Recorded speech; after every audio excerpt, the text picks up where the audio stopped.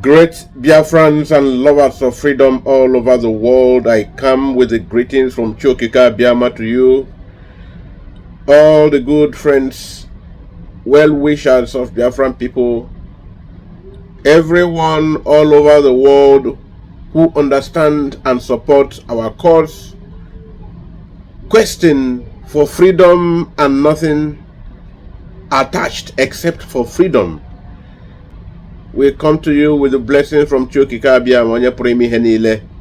Just a few moments ago, the Iranian regime launched 181 ballistic missiles to the entire state of Israel, targeting civilians. So I ask, where are you? Where are all those hypocrites who are shouting war crimes and shouting human rights? Where are you now? Oh well, you bunch of hypocrites obviously don't care about the state of Israel, so I'm not gonna hear any of you, right? And why would I hear from you, huh? Why? You're happy and you're cheering when the state of Israel is under attack, but then you cry like little babies when Israel defends itself and attack back the terrorist organizations, targeting terrorists, not civilians like the terrorists that we're targeting. But that's fine. If you think that we need you, we don't. And if you think that the Iranian regime and its missiles managed to destroy the state of Israel or Tel Aviv, well, I'm here, in Tel Aviv. It's not destroyed. And we're here to stay. And guess what? Out of all the missiles that Iran launched, one person died. Do you want to know who is that person? A Palestinian in Jericho. Once again, Iran, Arabs, shocking. But the state of Israel and the brilliant minds of the people of Israel managed to intercept those missiles and keep the people of Israel safe. And make no mistake, we will attack and defend ourselves, and you will cry like a little babies again. Yahya Sha'ab Israel, Am Yisrael Chai, long live the people of Israel. We will win, and you will cry. Without taking your time, I want to also specially greet and express our love for our brothers of the other makeups of the Nigerian state, the Yoruba people, the Edo people who are not Biafrans, the other parts of Nigeria, the Hausa people who are not part of the troublemakers, the Fulani themselves, the maybe Igede people, and the other makeups. We greet you. We have come to express love. Why we are doing this broadcast today is already all of you, it's no longer news to you that Biafrans are going and that the Biafran state is going to be declared come 2024. Herein we are, 2nd day of December. We are calling on your attention to the trouble that your vice president went to the forum of the United Nations General Assembly to invite. It is in view of this that we have stepped forward to bring to your notice for some of us, because a lot of us are so preoccupied with the activities of the social media that the state of Nigeria wants us to be engaged with. A lot of distracting issues are brought in limelight. If it is not Big Brother Nigeria, it is another thing to just distract the people from facing their problem that confronts them. Your president went there down before the forum, and this is what he went there to say. Please listen in a moment. Thank you. In a moment. Thank you. Mr. President, conflict resolution is the main reason why the UN exists, but the task of prevention becomes all the more difficult when conflict becomes normalized, when even the condemnation of violence and civilian casualties and calls for a ceasefire are somehow regarded as controversial. Indeed, addressing the root causes of conflict is often the first step towards providing long-term solutions. Clearly, some of the root causes of conflict are social in nature, including poverty, hunger, ignorance, inequality, and exclusion, as well as other forms of injustice. In the Sudan, other parts of our continent and further afield, foreign actors are exacerbating these tensions to prolong conflict and deepen the suffering of innocent people. Today, we are all witnesses to the heart-wrenching situation in Gaza and other Palestinian territories. We cannot discuss war and peace, conflicts and resolution, or humanitarian imperatives today without reflecting on the Israeli-Palestinian conflict that has been raging since 7th August last year. Of course, the conflict predates this period and has been simmering for a better part of half a century. What this tells us is that the international community has failed to live up to the spirit and aspirations of the United Nations to rid the world of inequality, violence, and domination of one people by another. Justice is antithetical to revenge. Freedom is an inalienable right and a natural entitlement that cannot be denied to any people. The Palestinian people deserve their independence. They deserve to have a home of their own in territories already recognized by this very assembly and by international law, which is being routinely ignored. Nigeria continues to urge efforts to bring back on track the two-state solution that offers the prospect for a new beginning for the region. Nigeria reaffirms to supporting United Nations peacekeeping operations. You heard your Vice President, Kashim Shettima, and you heard his beautiful, well-written speech intended to mock you people, because whatever you fail to react today, if someone do it in your name, but I know that what Shettima is doing is not, he is not sent by any Nigerian to do that. Nigerian people did not send Kashim Shettima to invite trouble upon them. If you hear him, you should know that he is calling for danger. A people whom enemy surrounds and the enemy have sworn to extinct them, to obliterate them, and these people want to make sure that such intention is foiled. And Kashim Shettima is going to tell them there that Nigeria is ready. That is the very, very bad part of his submission, that Nigeria is ready to send men on peacekeeping mission, because that it has been considered an aberration that a call for ceasefire becomes contradiction. A call for ceasefire, Nigeria is calling for a ceasefire for Israel to stop and allow terrorists that have vowed to obliterate them. They should ceasefire and allow terrorists that have vowed to wipe them off the surface of the earth to continue to now regroup. That is what Kashim Shettima. And the Israeli Prime Minister did not take it lightly. He responded immediately. For those who are making these calls, who never called all these years that these terrorists keep coming. So what Israel will do is, after the one they did to Israel, will chill. Maybe after 5 years, 7 years, they'll come and do another one. So that is what Israel will continue with their big population. That is what they will keep on experiencing. And the Israeli Prime Minister Benjamin Netanyahu said to him and his likes, I know Iran has been rallying all of you to gang up against us. Anyways, that he has a simple message to you, to the UN here, and to the world at large. They are not going to stop. And they should also tell Iran and all other these people who are ganging up that there is no part of Iran, there's no single part of Iran that the long arm of Israel will not reach, and it will be a matter of hours. You, the Nigerian people who clap, remember when during the 7th October, when the terrorists who operated from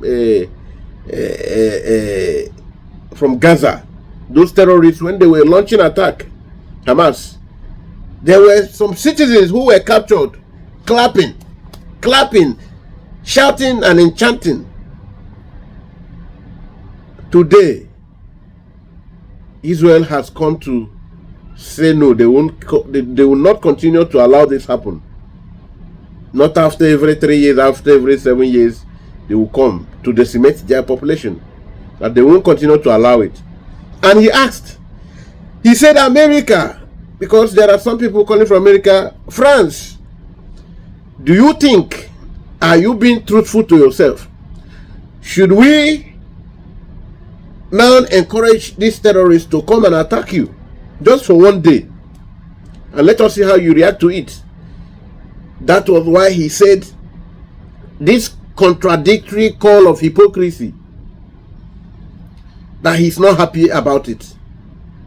This hypocritical call, when the people that came to West did not consider what it means in international law to come and waste children and mothers. They did not know it was a big offense. Today, they are trying to blackmail the operation of Israel to wipe out the terrorists. They are blackmailing it now to mean that Israel is attacking the children and mothers, whereas that is not the truth. If Israel is to just to do this at random, if these terrorists were attacking state of Russia, you all know how Russia will respond to this. All of you know. All of you know. Maybe there will be no grass growing in those areas again forever. All of you know. And I am talking to you Nigerian people who would be clapping because of religious affiliation. You will be clapping for Shettima. And the Shettima that is talking about this, you know who he is. You just listen to his speech. He said he knows the origin of violence, conflict, wherever it is, that it has social undertone. There is a place for poverty. What is happening in Nigeria today? Today there is a protest again. Today, 1st October. Why is the protest? They did protest before now, 2021, I think, or 2020, 2021, and such protests, how it went. People are still in prison today. The Nigerian military shot at citizens, not for constituting nuisance, not for constituting terror, for demanding for justice. During the last protest, End Hunger, I think about 1 month plus ago, people who carried out protests are still in prison today. Why? They protested that they are hungry. The kind of inflation ravaging us here in this part of the world, it's like no other place in the world. The prices of goods and services surged with over 80%. The surge of prices of commodities. And the worst part is that the middle class hardly will have purchase or access the daily needs of man.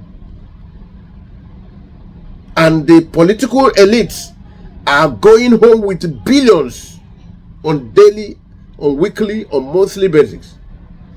Why citizens were protesting?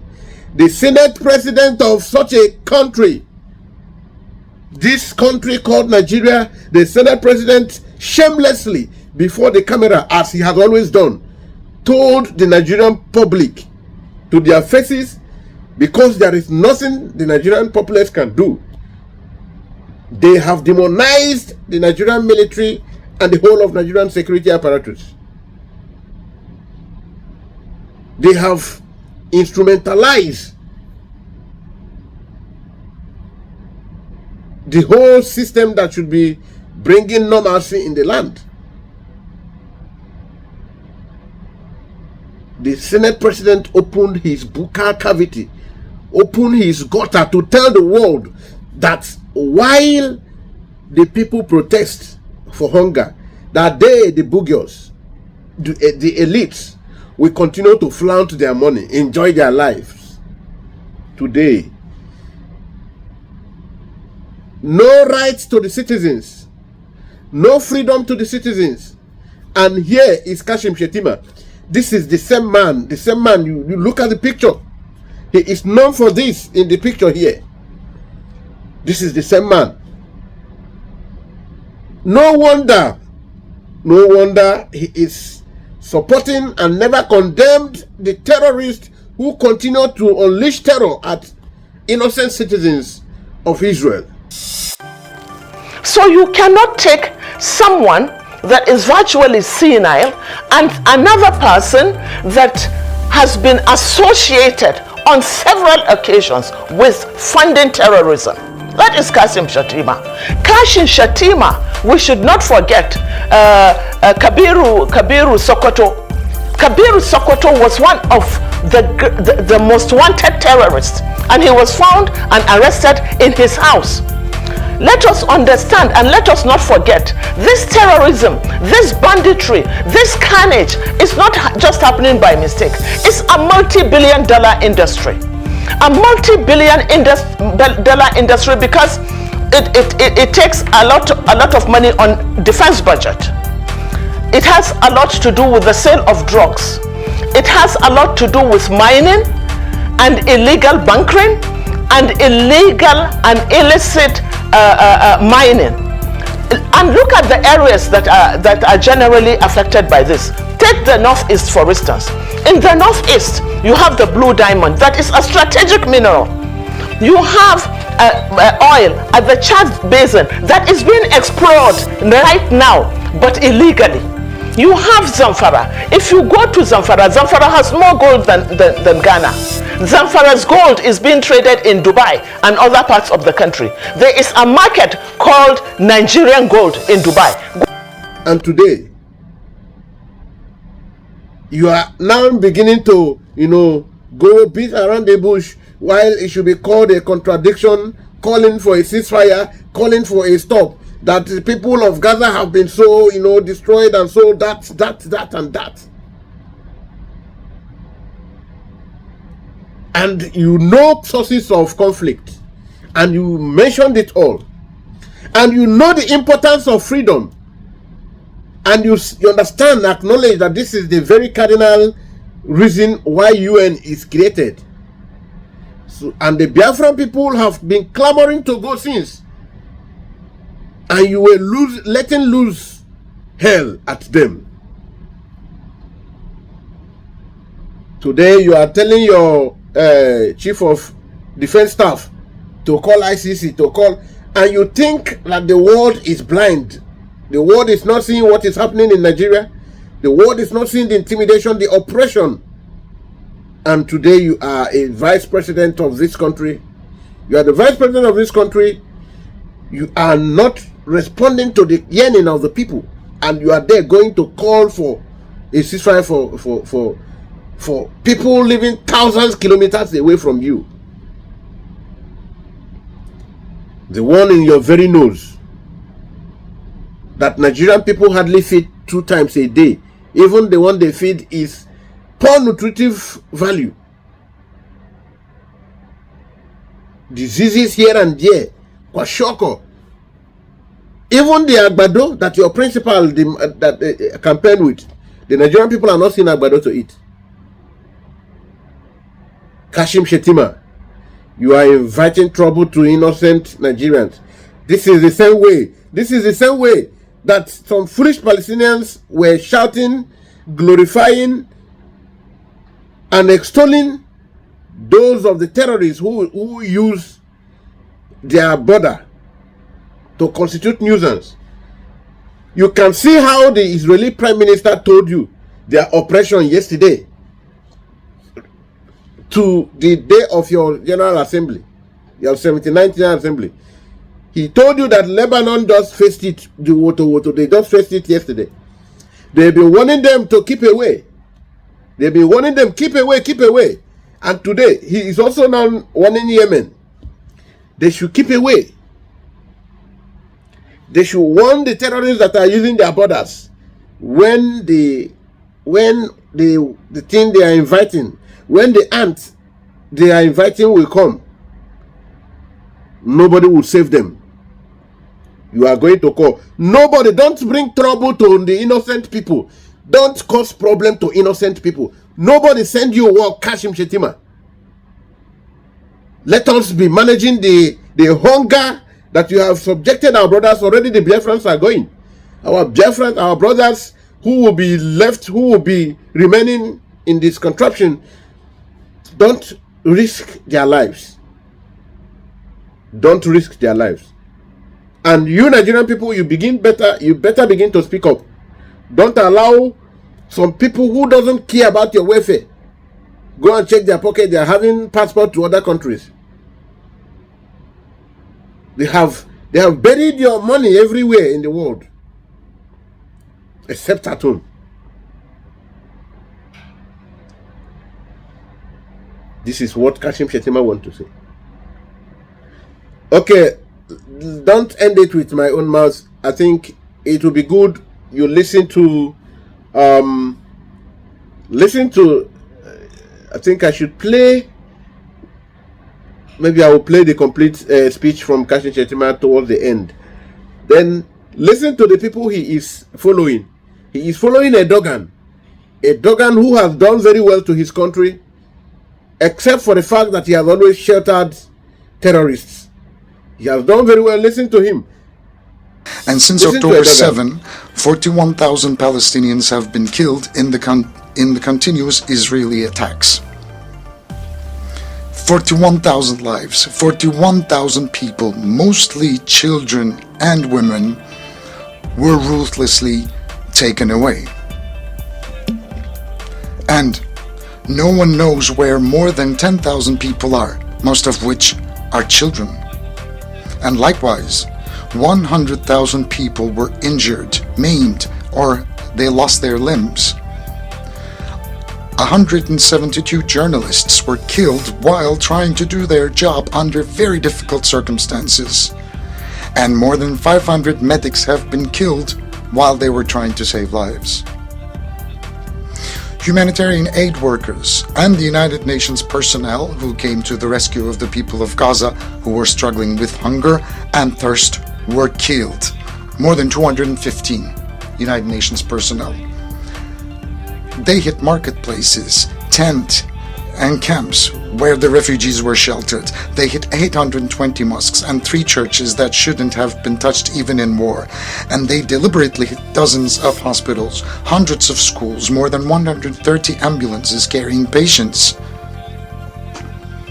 They shredded the Charter of the United Nations from the rostrum of the United Nations and shamelessly challenged the whole world, who are people of conscience. From this very rostrum, they challenged them. My friends,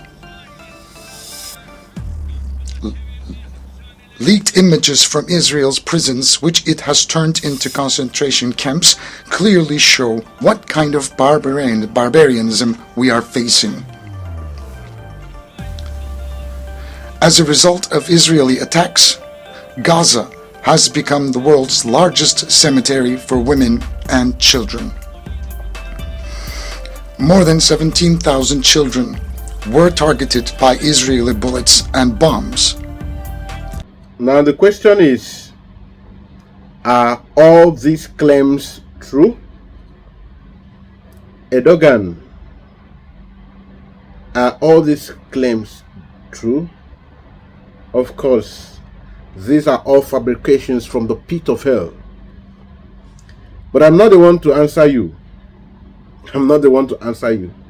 At least, Erdogan, you've never lived in this place. Yes, we have always known that you have sheltered this place, the leaders of these terrorist organizations. And we also have your speech where you justified their activities. You justify the activities of terrorists as if you would want any terrorist group to do this, to attack your own state. That is the unfairness of man to man. Erdogan, would you allow any terrorist to do this to your own people? Will you tolerate it? You that I know. That's a big question. I have someone to debunk everything you say. Someone whose father was the creator who created Hamas, who was a member of the Hamas wing, who was a member. And today, he can tell the world, he has already told the world at different occasions how and why he had to run away. His conscience couldn't carry it again. And this person is very verifiable person. And this person have always come to say that this is not true. All the narratives you are pushing, in fact, that the world will be a joke if this Hamas is not eliminated. That's what this person is saying, Erdogan. But before we hear from that person, let us hear from the France president.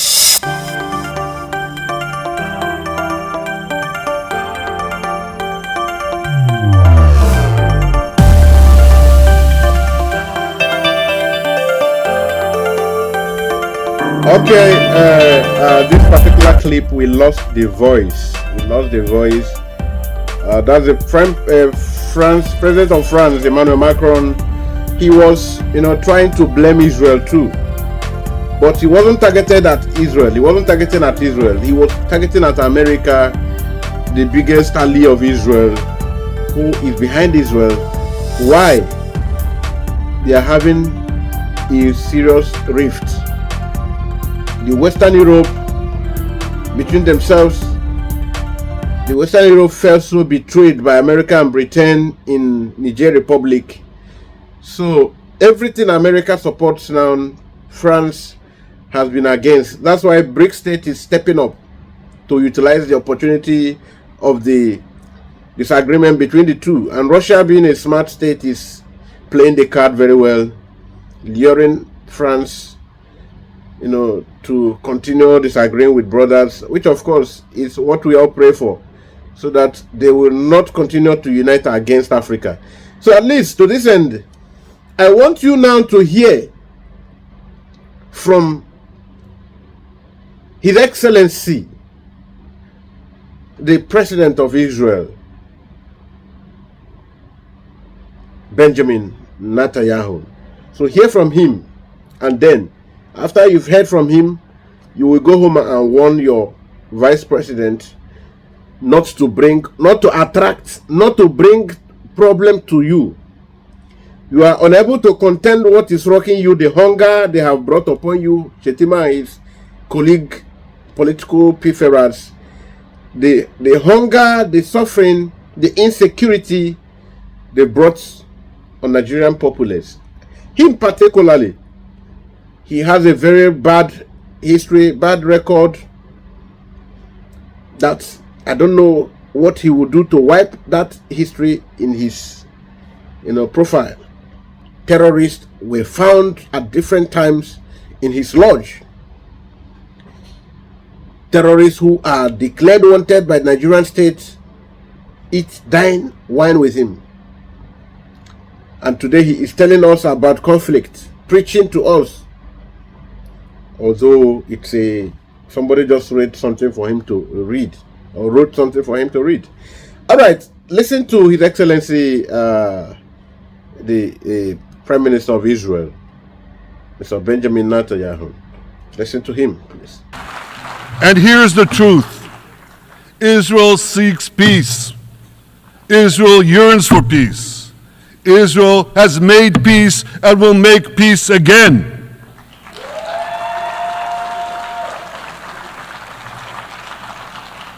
Yet we face savage enemies who seek our annihilation, and we must defend ourselves against these savage murderers. Our enemies seek not only to destroy us, they seek to destroy our common civilization and return all of us to a dark age of tyranny and terror. When I spoke here last year, I said we faced the same timeless choice that Moses put before the people of Israel thousands of years ago. As we were about to enter the Promised Land, Moses told us that our actions will determine whether we bequeath to future generations a blessing or a curse. And that is the choice we face today. The curse of Iran's unremitting aggression, or the blessing of a historic reconciliation between Arab and Jew. In the days that followed that speech, the blessing I spoke of came into sharper focus. A normalization deal between Saudi Arabia and Israel seemed closer than ever. But then came the curse of October 7th. Thousands of Iranian-backed Hamas terrorists from Gaza burst into Israel in pickup trucks, on motorcycles, and they committed unimaginable atrocities. They savagely murdered 1,200 people. They raped and mutilated women. They beheaded men. They burned babies alive. They burnt entire families alive, babies, children, parents, grandparents, in scenes reminiscent of the Nazi Holocaust. Hamas kidnapped 251 people from dozens of different countries, dragging them into the dungeons of Gaza. Israel has brought home 154 of these hostages, including 117 who returned alive. I want to assure you, we will not rest until the remaining hostages are brought home too. And some of their family members are here with us today. I ask you to stand up.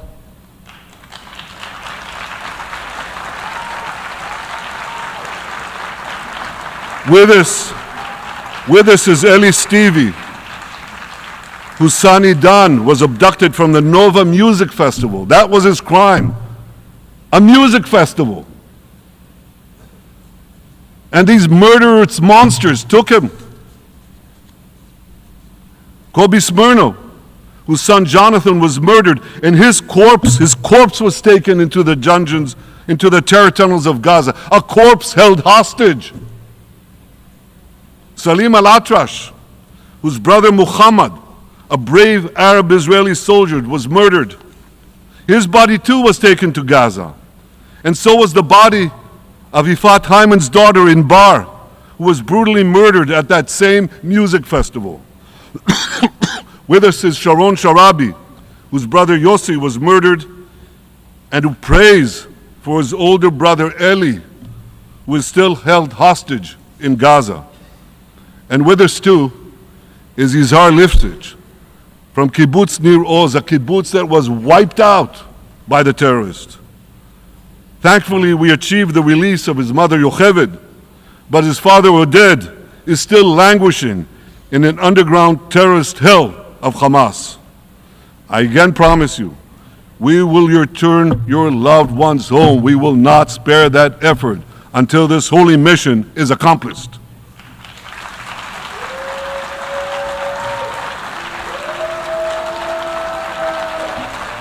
Ladies and gentlemen,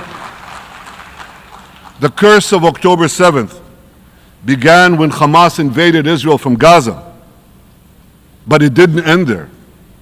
Israel was soon forced to defend itself on 6 more war fronts organized by Iran. On October 8th, Hezbollah attacked us from Lebanon. Since then, they fired over 8,000 rockets at our towns and cities, at our civilians, at our children.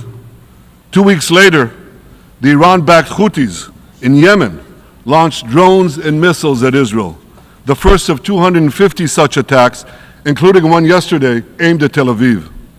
Iran's Shiite militias in Syria and Iraq have targeted Israel dozens of times over the past year as well. Fueled by Iran, Palestinian terrorists in Judea and Samaria perpetrated scores of attacks there and throughout Israel. And last April, for the first time ever, Iran directly attacked Israel from its own territory, firing 300 drones, cruise missiles, and ballistic missiles at us. I have a message for the tyrants of Tehran. If you strike us, we will strike you. There is no place.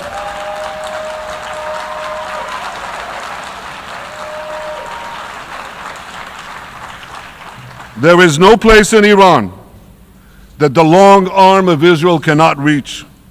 And that's true of the entire Middle East. Far from being lambs led to the slaughter, Israel's soldiers have fought back with incredible courage and with heroic sacrifice. And I have another message for this assembly and for the world outside this hall. We are winning.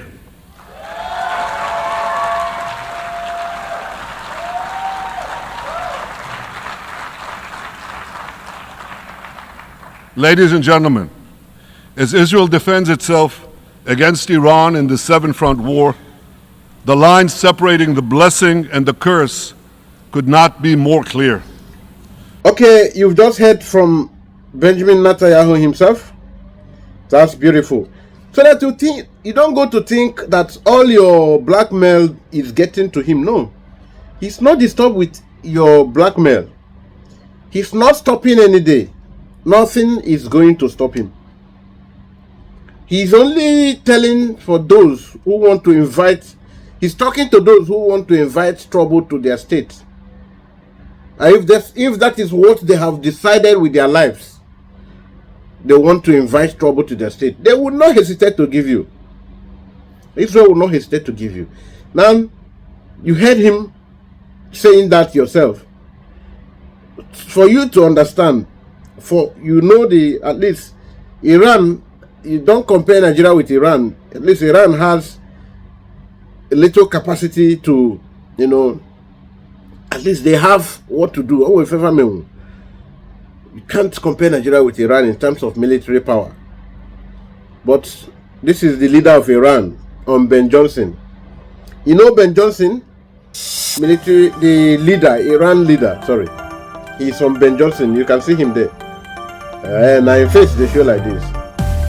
On Ben Johnson. On Ben Johnson mode. Ben Johnson mode. Why? Look at, he is one of the people that they use. The mighty has fallen. Apart from the former leader that took the bucket the other day. Now this is the Hezbollah leader, Hassan. This is Hassan. I'm way in there today with this. Now beyond Hassan, see their other leaders only from one state. This is the list. This is the list only from Lebanon. This is what they have been able to do. So Israel is not begging you. If you know what is good for you as a Nigerian person, we are already going for Biafra. We are gone. We are going. We are going. We try to see how we help all of us together, but it's not working. So we are going this year. Hopefully, you people will, also work hard to also get liberated. Because this arrangement is never working. It's not in our interest in any way. Not in your interest, not in our interest. So, you are seeing the images. These are the those from Hezbollah. I have a message for the people of Lebanon. Israel's war is not with you. It's with Hezbollah. For too long, Hezbollah has been using you as human shields. It placed rockets in your living rooms and missiles in your garage. Those rockets and missiles are aimed directly at our cities, directly at our citizens. To defend our people against Hezbollah strikes, we must take out those weapons. Now, starting this morning, the IDF has warned you to get out of harm's way. I urge you, take this warning seriously. Don't let Hezbollah endanger your lives and the lives of your loved ones. Don't let Hezbollah endanger Lebanon. Please, get out of harm's way now. Once our operation is finished, you can come back safely to your homes. Houthi. He just warned Houthi. If Yemen allow Houthi to also invite the wrath is coming, that they will not withhold. He said if Iran try this is what they will give them. Try this and receive this. Simple. Try this, receive this. Now, as you are seeing this, begin to bombard your Kashim Shettima if he is going to tender a public apology, because you not send him work. You not send him work. Let him not invite trouble for you. You see what the people who were shouting with to support the Hamas when they were attacking Israel to wipe. So you can see what is happening there now. They are complaining. They are calling all their Omone all over the world to help them complain and cry out, and they don't know that blackmail doesn't move the people of God. Blackmail doesn't. Now you can see another thing.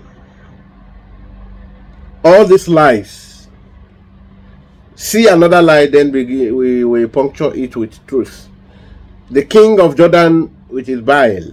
Listen to the king of Jordan. Your Excellencies, the attacks of October 7th on Israeli civilians last year were condemned by countries all over the world, including Jordan. But the unprecedented scale of terror unleashed on Gaza since that day is beyond any justification. The Israeli government's assault has resulted in one of the fastest death rates in recent conflicts, one of the fastest rates of starvation caused by war, the largest cohort of child amputees, and unprecedented levels of destruction. This Israeli government has killed more children, more journalists, more aid workers, and more medical personnel than any other war in recent memory. And let us not forget the attacks on the West Bank. There, since October 7th, the Israeli government has killed more than 700 Palestinians. Among them, 160 children. Palestinians held in Israeli detention centers exceed 10,700, including 400 women and 730 children. 730 children. Over 4,000 Palestinians have been forced from their homes and lands. Armed settler violence has surged, and entire villages have been displaced. And in Jerusalem, flagrant violations of the historical and legal status quo at Muslim and Christian holy sites continue unabated under the protection and encouragement of members of the Israeli government. To be clear, this is in the West Bank, not Gaza. Almost 42,000 Palestinians have been killed since October 7th. So is it any wonder that many are questioning how can this war not be perceived as deliberately targeting the Palestinians? The level of civilian suffering cannot be written off as unavoidable collateral.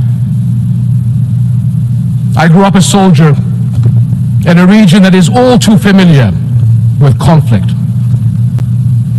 But there is nothing familiar about this war and the violence unleashed since October 7th. In the absence of global accountability, repeated horrors are normalized, threatening to create a future where anything is permitted anywhere in the world. Is that what we want? Now is the time to ensure the protection of the Palestinian people. It is the moral duty of this international community. The King of Jordan, very enlightened man, the lady leader of Barbados, these are very sound people who spoke here. Benjamin, the Barbados leader, King of Jordan, and the rest who did, including the Prince of Saudi. Even the speech from Prince of Saudi even was more matured, because he gave a little stand that seemed not to agree with what the Hamas did, but they are now like they really did, but let us find solution. And your president, your vice president, Kasim Shettima, is coming to simply say, he just so simplistically that you cannot use vengeance, that it is antithetical to use vengeance, to swap. In other words, they are calling for ceasefire. The Israel should not be avenging this. Simply. So simply. Okay, then again, I think you should see some people who now dress like women to hide away from the IDF. Are you seeing that? They hide themselves because don't go matters. It's not just ranting. Some of these leaders speaking were backing some people who were making misguided utterances.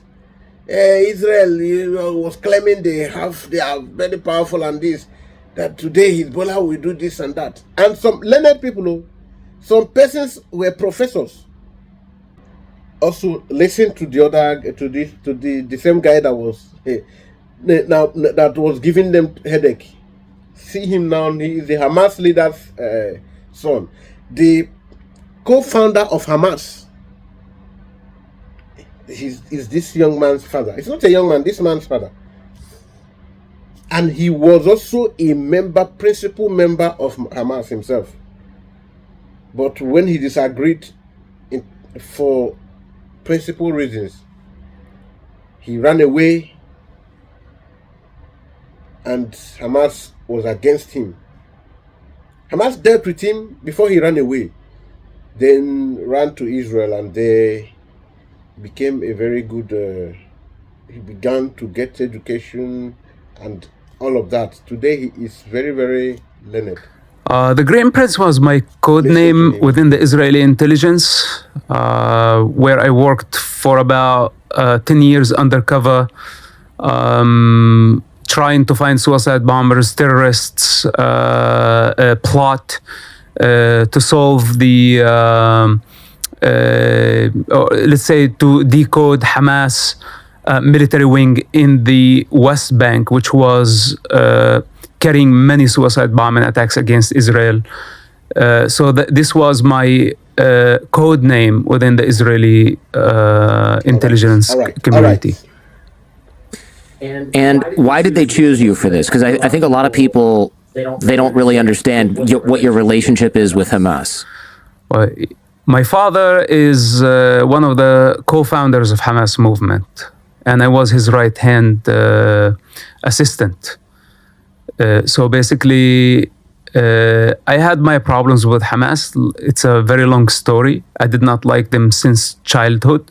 It was my father's project, but I had problem with Hamas in principle. And as I grew advanced in age, the distance between me and Hamas became wider and wider, and it's still actually getting wider and wider until today. So that was one of the dimensions why I ended up working with the Israeli intelligence.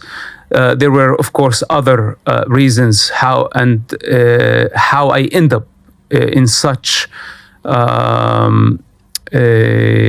underground organization dealing with very dangerous people who blew up universities, buses, schools, etc. You can say that I had personal problem with Hamas, but I had a fundamental problem that I saw Hamas was just a very destructive potential. And I realized that my father was going towards self-destruction. Our people were going towards self-destruction.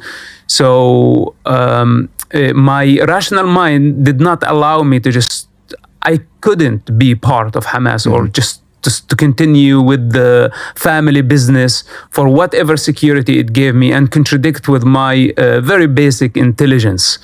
Of course, I can go on and on why, I end up working for Israel against my father's own organization.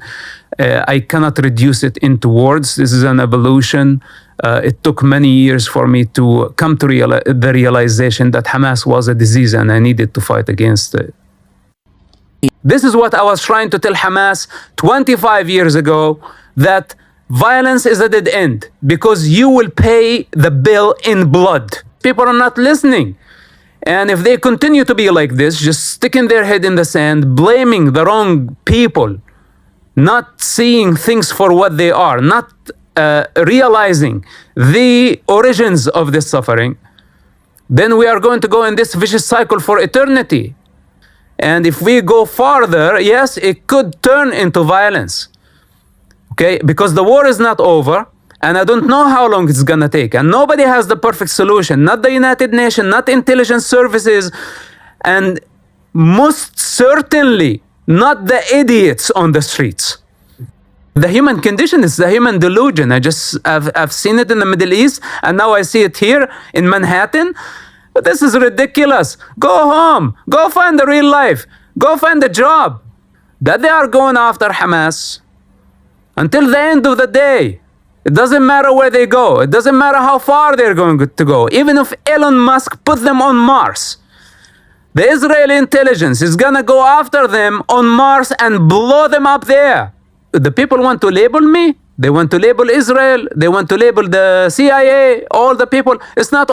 I see lots of division and confusion, lots of hatred, lots of misinformation.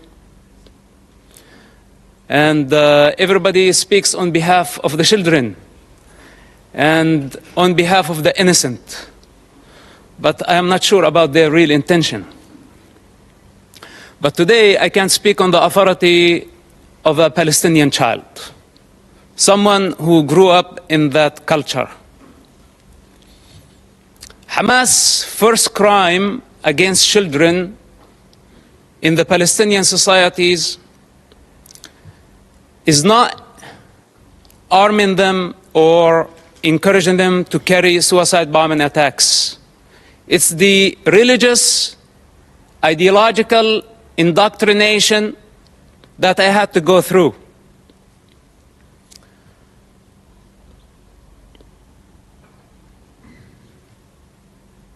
With one intention in mind: to annihilate the state of Israel. This is Hamas' primary goal. In this truth, there is no confusion. I speak as first-hand witness on Hamas and their intention.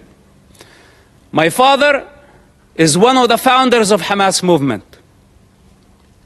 I was there when Hamas was born.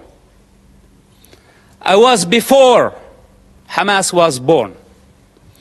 And as I said before, I will be there after Hamas is dead.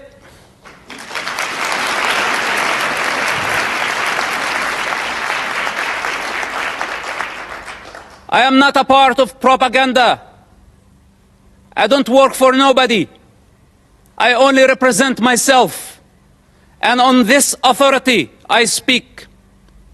So don't be mistaken and take my words very carefully. Hamas is committing a crime against this generation and the next generations to come. So blaming Israel is not going to solve the problem. Imagine a 10-year-old child. When I disobeyed Hamas, I was tied up to a post and I was whipped by Hamas top leader. and I don't want to mention his name because he's not worthy.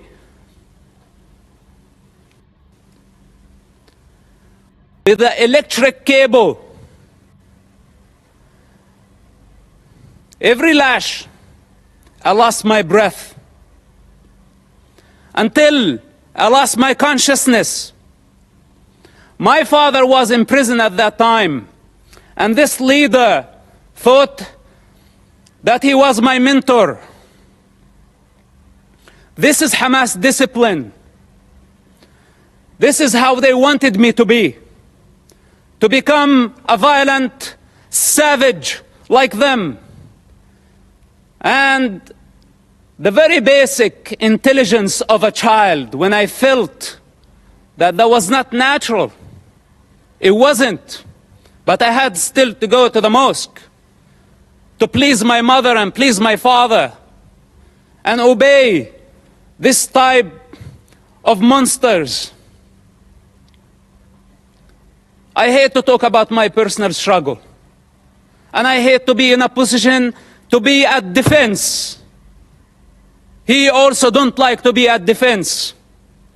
Because this is what Hamas did to Israel on October 7th. They put all of us at defense. But this doesn't mean that we are not going to win the war.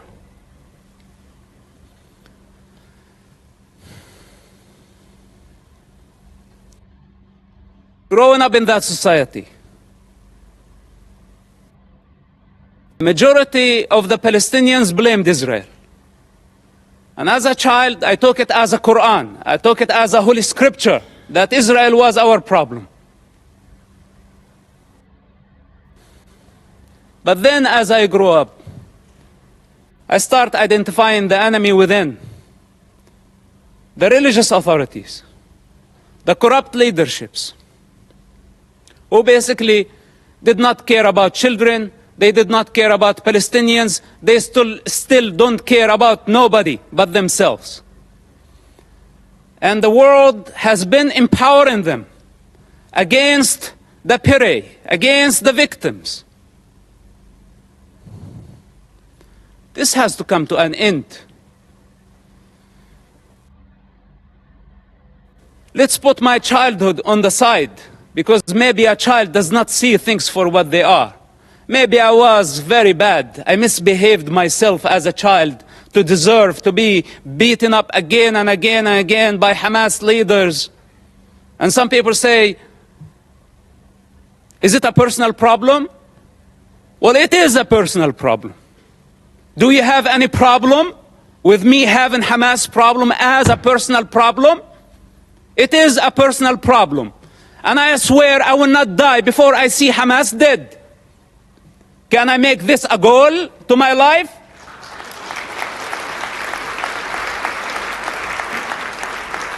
You know, unlike many of the leaders who sit here and give Hamas legitimacy by not condemning them, if the entire world stand there and say otherwise, the child witness within will always be there. And nobody can deceive that child anymore.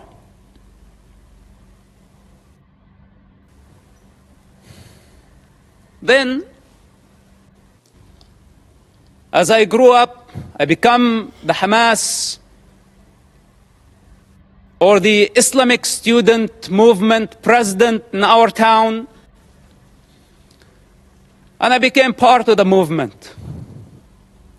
It's just out of the love for my father and our family. I had no other choice, which somehow led me to imprisonment. At the age of 18, just few weeks after my 18th birthday, May 28th, 1996.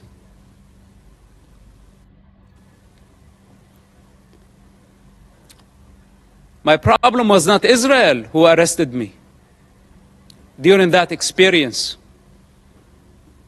It was Hamas again, but this time with a lot more brutality. a lot more pain than the pain I experienced on a personal level. In prison, Hamas tortured and killed hundreds of Palestinian prisoners, Hamas members, because Hamas had suspicion that they were collaborating with the State of Israel. I spent 16 months in that first arrest among Hamas leaders. What was called Al-Majd, Hamas security wing, for those who don't know, this division of Hamas. This security wing, they brutally tortured people, putting needles under their fingernails, burning plastic on their bodies, putting off cigarettes in their skin. The screams of hundreds of prisoners over that period of time, how could I forget? And I don't wish for any of you to go through such experience to realize what type of monster we are dealing with. It's unfortunate that my father helped establish such an organization. And I don't mean to dishonor him. I love my father and I will always do. I'm not here to dishonor my people. I love my people.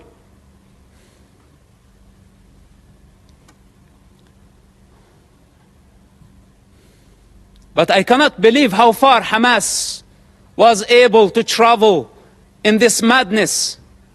And we could not stop them. After I was released from prison, I made very hard choices. And I don't have the time to go through all my motives. But yes, I had many motives. Many motives to fight against Hamas, and I still do. And nobody can get in my way. Not even the United Nations.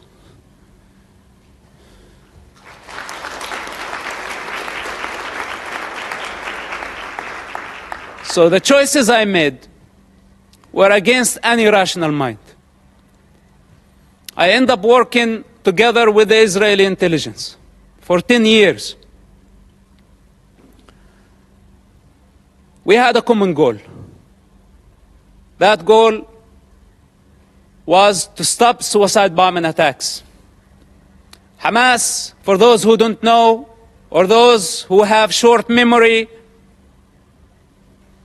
carried many suicide bombing attacks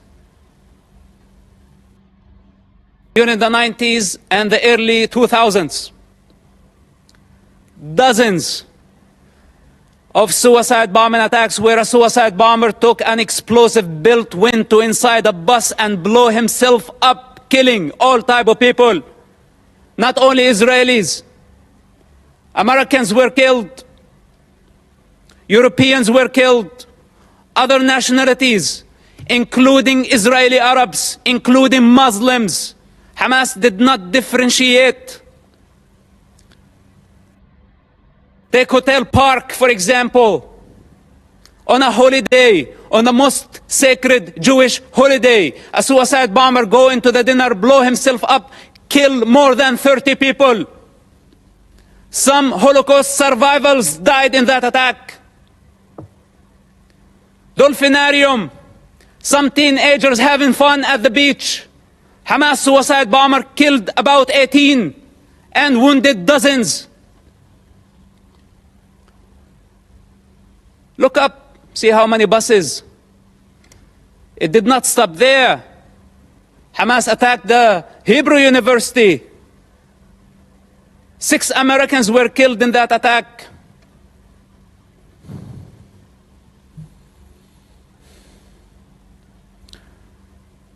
They targeted synagogues.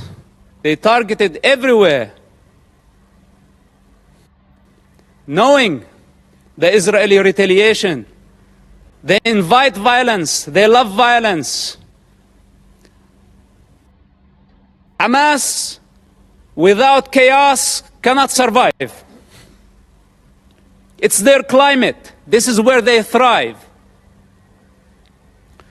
When the peace process came, If you follow the history of Hamas and their development or their evolution, whatever you want to call it, Hamas, what sabotaged the peace process through suicide bombing attacks.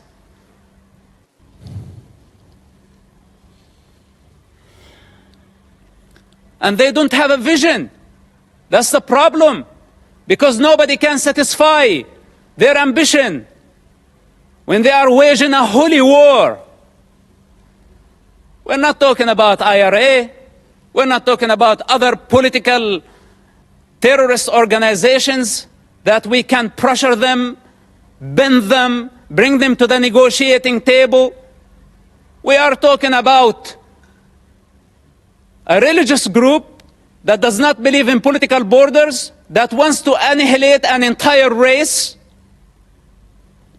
in order to build an Islamic state. I don't know what else can be said about this group. And I don't know why it's not obvious to everybody that the United Nations fail to condemn them. Bunch of rapists. This is what they are. Lower than animal consciousness.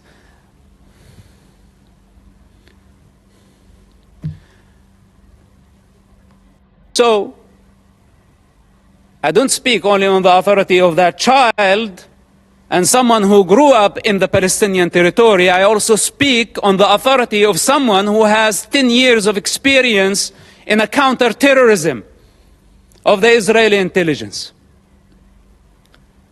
It took us 8 years to capture someone by name Ibrahim Hamid. This mass murderer. 8 years he hid in a small town of Ramallah, less than 20,000 people. It took us 8 years to capture him, while he was sending suicide bombers every other day. It was a big nightmare to capture him. And you know now what they are doing? Why the hostage situation that we have in Gaza? They want him. He's on the top of the list to be released. Ibrahim Hamid, remember his name? Look him up. They want mass murderers to go back to the street. And if you ask yourself, the guy that you saw earlier, Yahya Sinwar, with the child and the rifle, this guy was released just recently, part of the prisoner exchange with Israel. When Israel had to release more than 1,000 Hamas members to return one Israeli soldier back to his mother. And Hamas had a taste to that. So they thought this time they can go and bring 200 hostages and more. So they can bring the only true democracy in the Middle East to its knees. This is why it's a very brutal war.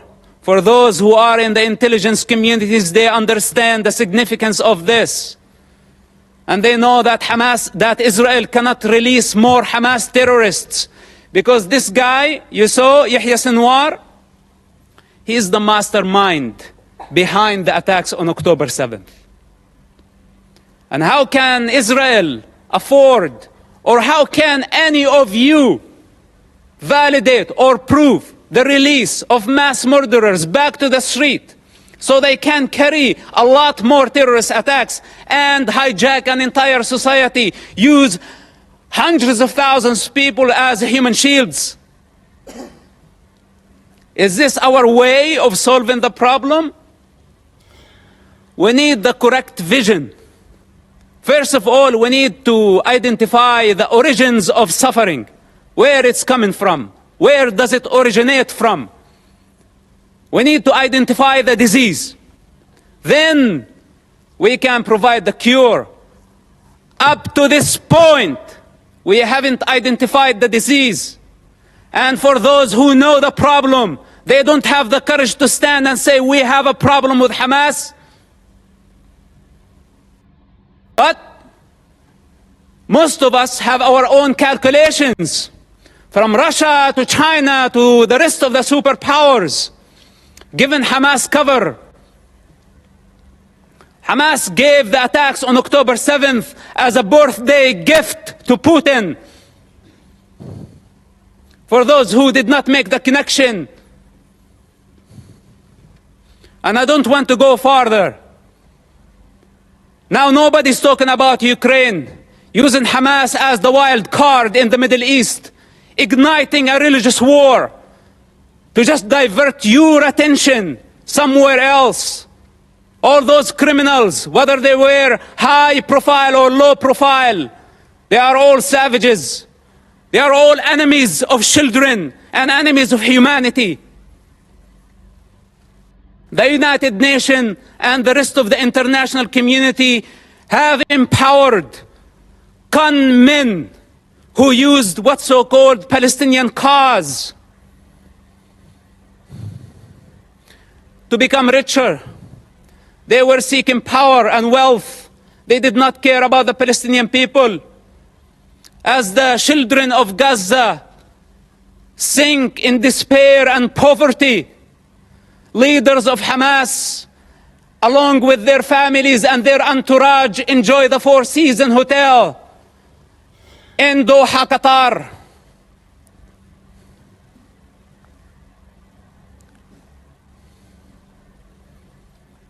We can continue putting our head in the sand, but then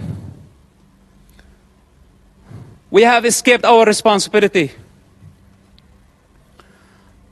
I can go on and on for hours, or should I say for 46 years of my life. But I don't have the time. I don't have the time.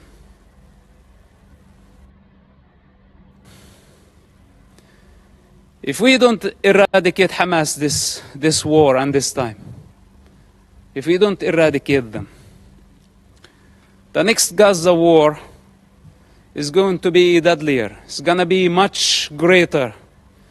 If today we are complaining about 10,000 casualties, even though I'm not sure about the numbers because it's Hamas statistics, I don't trust anything they say or anything they do. But even if it was true, it's actually a miracle that we have only this number. The next war, we will be talking about hundreds of thousands. This is the fourth war with Hamas and the fifth war in Gaza, because also Islamic Jihad had their own war. If we don't eradicate Hamas and other terrorist groups in Gaza this time and give Gaza back to the people of Gaza, we will give them legitimacy. We will show them that we are afraid. And tomorrow, they will come back with vengeance. What made Hamas attack this time a lot stronger than the past wars, because under the international pressure, we had to negotiate with them. And we had to give them legitimacy. This is what encouraged them and gave them power. You know, Qatar, for example, it's a member of the United Nations, playing the mediator, etc. They could have fooled me. They are the ones hosting Hamas.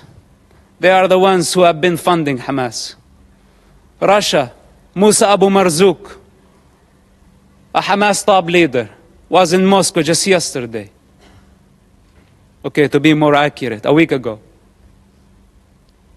What's this? Where democracies should be united in fighting such savages. All of us saw Hamas, you call a hostage situation, but you want the true term Hamas uses for this? Booty, It's not even hostages. It's not war prisoners.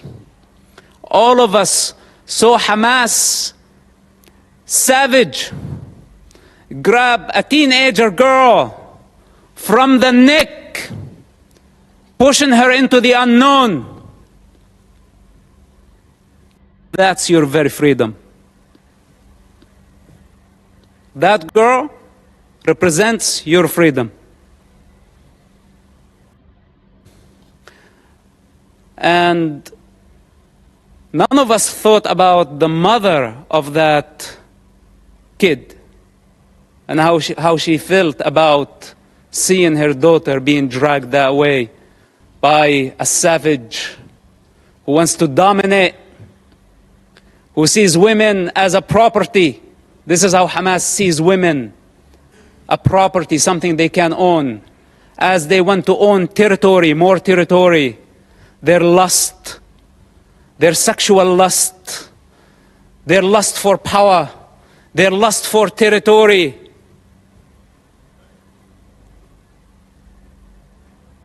I had to die many times in order to transcend this mentality. So we are talking about a big problem. It's beyond Israel. And here is the danger. And with this, I will conclude. The danger if Israel fail their war in Gaza, which is a brutal war, because if it was open war, Israel would annihilate Hamas in no time, matter of hours, let's say days. Hamas is finished. But since Hamas strategy, it's a strategic thing of Hamas to take human shields. This crime cannot be forgiven. None of us should forgive this crime. Gambling with children's blood for political gain, it doesn't get worse than this. So Israel now got stained by blood. This is what Hamas wanted to happen from day one. They wanted to sacrifice thousands of children so Israel can take the blame.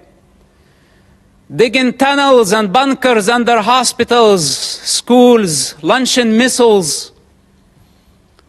A Hamas misfire, how many people killed at a hospital, and they went so fast to blame Israel, and the rest of the world listened to them and listened to their propaganda.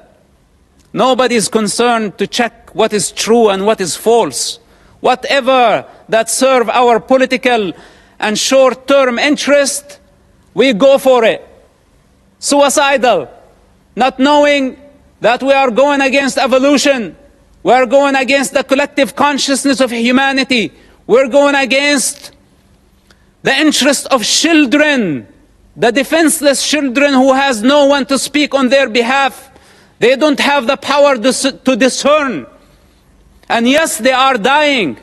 But who's causing all this death? Blame is the cheap way. It's the way of the coward. Those who have the courage, take responsibility. They don't blame.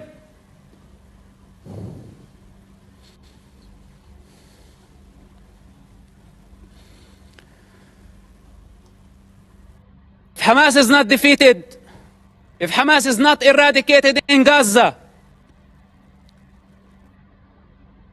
we will set the model.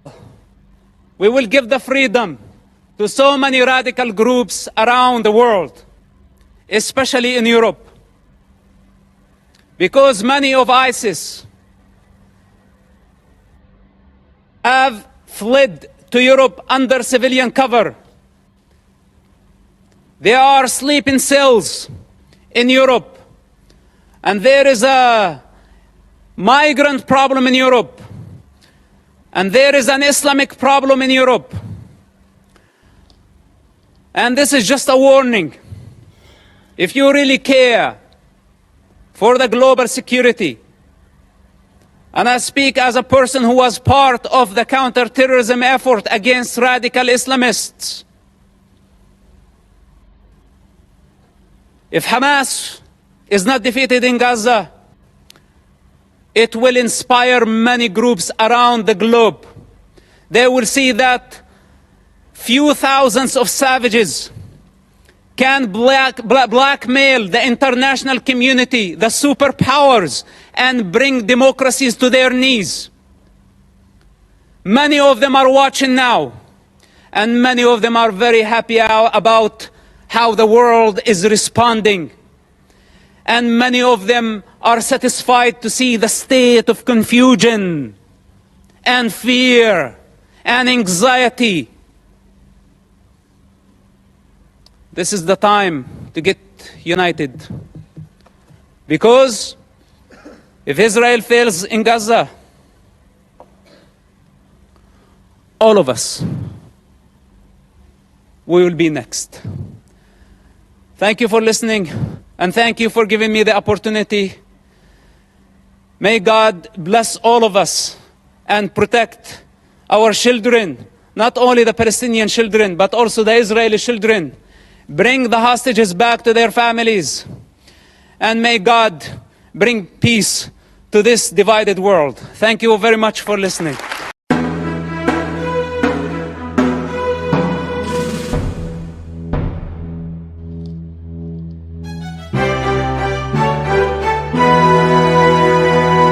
The Imo State Governor Hope Uzodimma has come to refute the information that went very wide about the creation of IDP camp in Imo State and I think around Njaba area. The local government chairman from Njaba also coming to refute that. You can see it here yourself. You can watch that yourself. All right. You can also see that the National Assembly, who were deceiving you, I said it in my 2 days ago program, they deceived you. Okay, don't worry, no need talking of Biafra now, we are giving regional government. Oh, you are doing, okay, we are giving new states to Southeast. All of these things I told you on Sunday, that these were all intended to keep you busy, keep you distracted. These are part of the principles, the techniques that British state employed to keep the African people who are supposed to be of low life, of low reasoning ability, by the way they keep allowing themselves to be manipulated again and again. So we are kept distracted, kept, with delayed strategy, like they are doing in the Mazen Kano case. They have their delayed strategy, and of course, if you fall to it, you'll be a victim of it. So these are part of the update, and the Nigerian Senate got divided on this topic. The Northern senators disagree with it, and the Yoruba senator stepped forward to say if the Igbos are allowed to go, if the regional state is allowed, regional government is allowed, the Igbos will most likely use the opportunity to go, to leave the Nigerian arrangement. And that attracted a lot of tongue lashing, where a lot of people, even people who are not Igbos, begin to now, chook mouth for the matter, said they need these people, and yet they treat them like outcasts. Don't forget to subscribe to this channel if this is your first time of joining us, or if you have been joining us without subscribing before. Please subscribe, and also click on the alerts or notification button so that whenever we do video you will see it. Again, please drop your comment, because we like to hear your response. Drop your comment, share this video, like it, click on the like button, share it very, very wide. Thank you. Remain blessed. I remain your very lovely brother and comrade Akban Asokwo. It is well with us.